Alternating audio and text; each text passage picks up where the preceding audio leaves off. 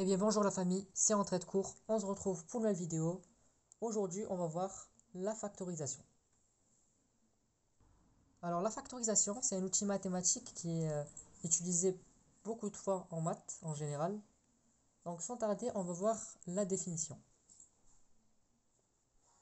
Alors la factorisation, en fait factoriser ça veut dire quoi? On va voir que factoriser une somme, donc factoriser une somme. Donc c'est important de savoir ce que c'est la factorisation. Ben, comme ça, vous allez vite fait capter le principe. C'est pas quelque chose de compliqué, mais il faut d'abord poser les bases et vous allez voir qu'il n'y a rien de difficile. Donc, factoriser une somme ou une différence. Donc, les sommes, c'est les additions, vous êtes d'accord? Oups, j'ai mis un S. Et les différences, c'est les soustractions. Donc, factoriser une somme ou une différence, c'est la transformer. C'est la transformer en produit. Et les produits, c'est quoi? C'est multiplication. Donc, factoriser euh, une somme ou une différence, c'est la transformer en produit. Donc ça, c'est la technique de la factorisation. Ça, c'est pour les bases. Maintenant, on va voir un exemple plus concret. C'est mieux que de faire du cours. On va voir directement un exemple. Comme ça, vous aurez une idée générale de la factorisation. Il faut savoir qu'il y a deux méthodes. Il y a soit on utilise le facteur commun. Donc le facteur commun, c'est ce qu'on va voir tout de suite. Soit on va voir la technique de l'identité remarquable. On va commencer par le facteur commun. Donc voici notre premier exemple. On a pour expression 3x au carré plus 5x. On a dit qu'on va utiliser la technique du facteur commun. Le facteur commun, en fait, c'est ce qu'il y a de commun entre cette partie-là et cette partie-là de la somme. Donc, petite question, qu'est-ce qu'il y a en commun entre ces deux parties? On a 3x au carré et 5x. Bien évidemment, ce qui va être en commun, c'est bien sûr le x. On peut voir que à droite, j'ai un x. Et à gauche, en fin de compte, x au carré, ça, on peut le remplacer par 3 fois x. On est d'accord? Parce que x fois x, ça fait x au carré. Plus 5x. Est-ce que vous êtes d'accord? 3 fois x plus 5x, excusez-moi. Donc on peut voir que ici le x, il est en commun. Les deux. Donc ce qu'on va faire, c'est qu'on va le mettre en premier. On va mettre le x et vous allez mettre une parenthèse. En fait, quand on met x et qu'on met la parenthèse, c'est comme s'il y avait un produit, un fois. Donc je vais mettre en petit là, un fois. X fois ce qu'il y a entre parenthèses. Et qu'est-ce qui nous reste du coup? Si on prend le x de là et qu'on prend le x de là, ce côté-là, il va nous rester 3 fois x. Donc 3 fois x, on peut écrire directement 3x. On n'oublie pas de mettre le signe, donc c'était une somme. Plus, et on avait 5x, le x on l'a mis ici, il nous reste 5. Voilà, c'est tout simplement ça la factorisation. J'ai transformé 3x au carré plus 5x à x facteur de 3x plus 5, ou x fois 3x plus 5. C'est tout simplement ça la factorisation. Donc ça c'est la forme factorisée.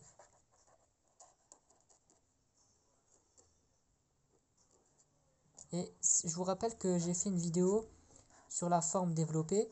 N'hésitez pas à aller la checker si vous n'êtes pas au point. Donc on peut voir si on fait... En fait, la factorisation, c'est l'inverse du développement. Forme développée. Parce qu'on peut voir que je peux développer. Si je fais ça fois ça plus ça fois ça, ben je retourne à ma forme développée. Donc la forme de départ, c'est la forme développée. La forme d'arrivée, c'est la forme factorisée. On va refaire un petit exemple, histoire de bien consolider tout ça. Et cette fois, vous allez, s'il vous plaît, essayer de le faire. Ben, comme ça, vous pouvez voir si vous y arrivez ou pas. Donc voici notre deuxième exemple. On a 6x plus 9. Donc 6x plus 9. Vous allez essayer de chercher le facteur commun. Et là, j'ai fait exprès de vous mettre un facteur caché. Parce qu'on peut voir que des deux côtés, on n'a pas de quelque chose visible en commun. Est-ce que vous êtes d'accord? On a d'un côté 6x. Donc d'un côté, on a 6x. Et de l'autre, on a 9. Et bien là, la technique, c'est qu'il faut essayer de décomposer. Est-ce qu'on peut décomposer quelque chose des deux côtés qui va permettre de trouver quelque chose en commun? Pour aller directement au cœur du sujet, est-ce qu'il n'y a pas... comment on explique ça? Est-ce qu'il n'y aurait pas un multiple tout simplement qui est identique pour 6 et pour 9? On va voir la suite. Donc B, là vous pouvez essayer de le faire. Si vous n'avez pas encore trouvé, je vous laisse mettre pause. Sinon, on va continuer. Donc 6x, le x déjà on va le laisser. Donc je vais mettre au premier, comme ça on l'oublie pas. Et le 6, on peut le décomposer en 3 fois 2. On va mettre le plus. Et le 9, on peut le décomposer en quoi? Si on a mis 3 fois 2, est-ce qu'il n'y aurait pas 2 ou 3 qui pourraient être en commun si je décompose 9? Bien sûr que si. Si je décompose 9 en 3 fois 3, ben, je vais avoir un 3 de ce côté et un 3 de l'autre. Et ben, comme tout à l'heure, quand on avait un x d'un côté et un x de l'autre, on va mettre le x, on a mis le x en facteur. Ben, de la même manière, on va mettre le 3 en facteur. Donc on aura 3 facteurs, donc 3 fois entre parenthèses, et je mets tout ce qui reste. Là, si j'ai pris le 3, il me reste 2 fois x. Et 2 fois x, on peut l'écrire 2x. On n'oublie pas de mettre le signe, donc plus. J'ai pris un 3, donc il me reste que 3. Et voilà. Et j'ai bien ma forme factorisée. Forme développée au départ, 6x plus 9. Forme factorisée au final, 3 facteurs de 2x plus 3. C'est tout simplement cela. Donc ça, c'était la technique du facteur en commun.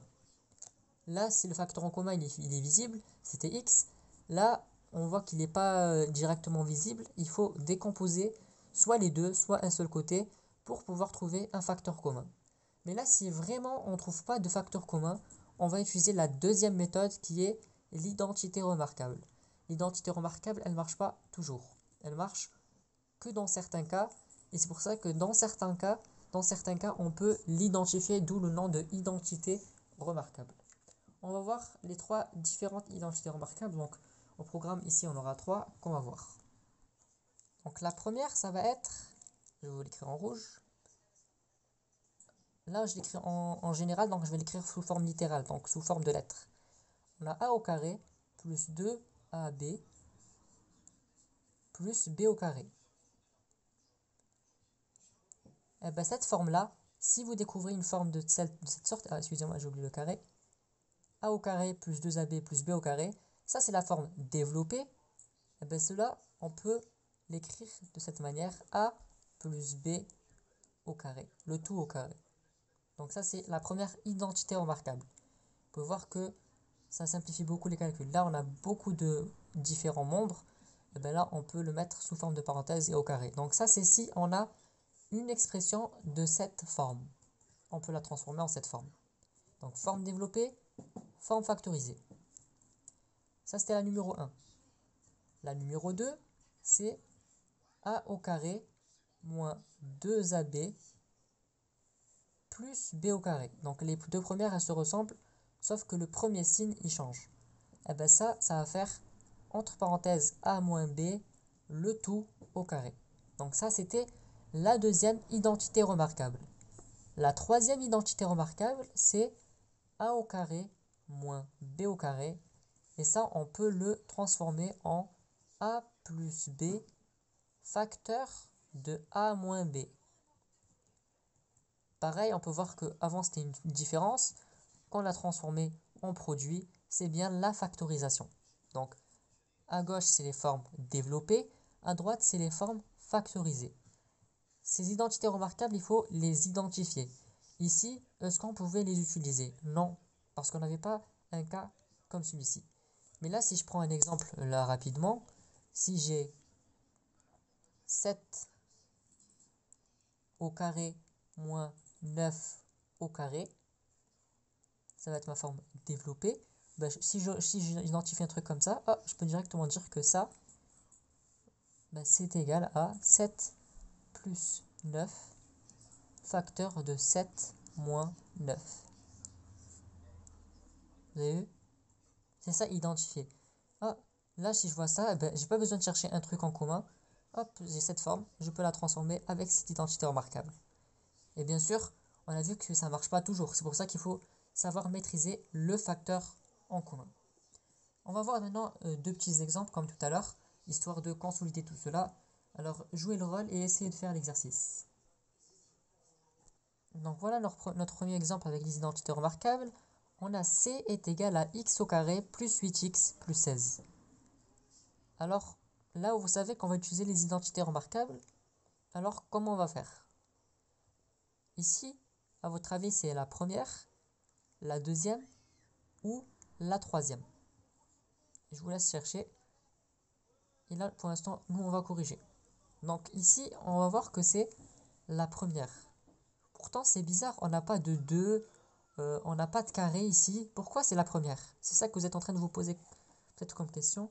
Pourquoi ça va être la première? Eh bien, tout simplement, on doit aussi décomposer. Vous avez vu que tout à l'heure, on a dû décomposer pour notre premier exemple, donc celui-ci. Eh bien, encore ici, il faudra décomposer. Pourquoi? Pour trouver soit le facteur en commun pour la première technique, soit l'identité remarquable pour la deuxième. C'est pour ça que ces formes-là, je vous conseille de les avoir en tête.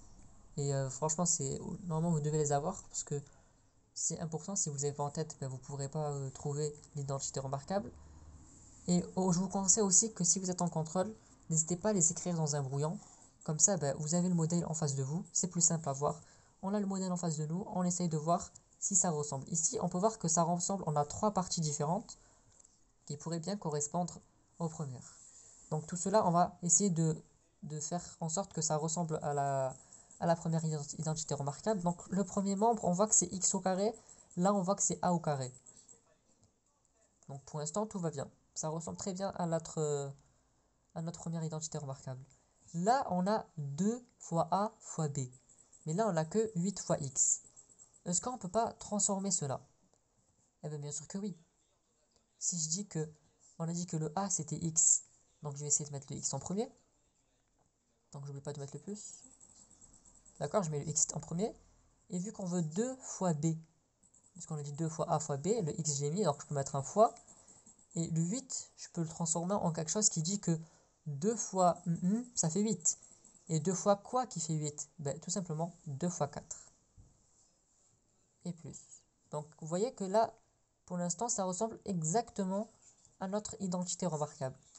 Puis on a b au carré. Et notre b de tout à l'heure, c'est quoi? C'était le 4. Et bien sûr que si je fais 4 au carré, eh ben je retombe bien sur 16. Oh, ça correspond bien à ce que je voulais. Ben maintenant que j'ai bien transformé mon expression en identité remarquable sous forme développée, ben là tout simplement, avec les a que je connais, les b que je connais, je peux l'écrire sous forme factorisée. Donc ici j'aurai c est égal, le a on a dit que c'était x, donc je vais mettre entre parenthèses x, plus le b on a dit que c'était 4, plus 4, le tout au carré. Et là j'ai ma forme factorisée. Donc première étape, j'ai mon expression développée. Si elle n'est pas ressemblante à mon identité remarquable, ben je fais en sorte qu'elle lui ressemble. Donc j'essaye d'arranger les trucs, décomposer s'il faut. Et ensuite tout simplement, ben je prends la factorisation de cette identité remarquable. Donc voilà, il n'y a rien de compliqué. On va essayer de refaire cela avec un autre exemple. Donc je vais le faire à côté. Mon prochain exemple, c'est d égale 4 moins x au carré. Donc même question que tout à l'heure. Là, j'ai ma forme développée.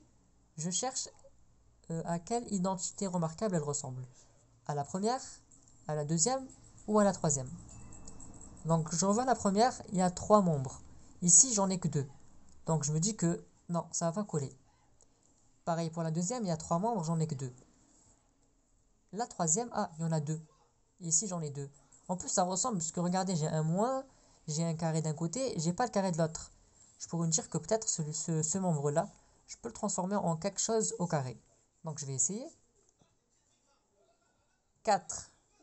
Qu'est-ce qui est au carré et qui peut me donner 4? 1 au carré, ça me fait 1. 2 au carré, ah, ça me fait 4. Ben, super. Le 4, je peux le transformer en 2 au carré. Moins x au carré. Et là, tout simplement, j'ai bien obtenu ma forme développée de l'identité remarquable numéro 3.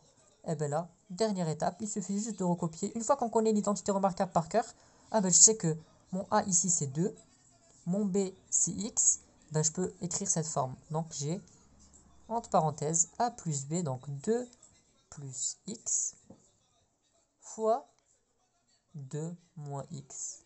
Et j'ai ma forme factorisée. Voilà, rien de plus difficile. Il n'y a rien, non, excusez-moi, rien de plus simple, parce que c'est pas difficile, rien de plus simple, et on peut obtenir facilement notre forme factorisée. Donc, pour bien faire le point, on a dit qu'il fallait, on a notre forme développée, on repère un facteur commun.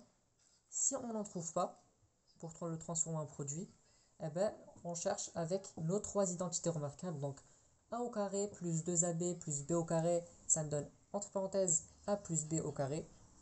Sinon, la deuxième, c'est a au carré moins 2ab plus b au carré, ça me fait a moins b au carré.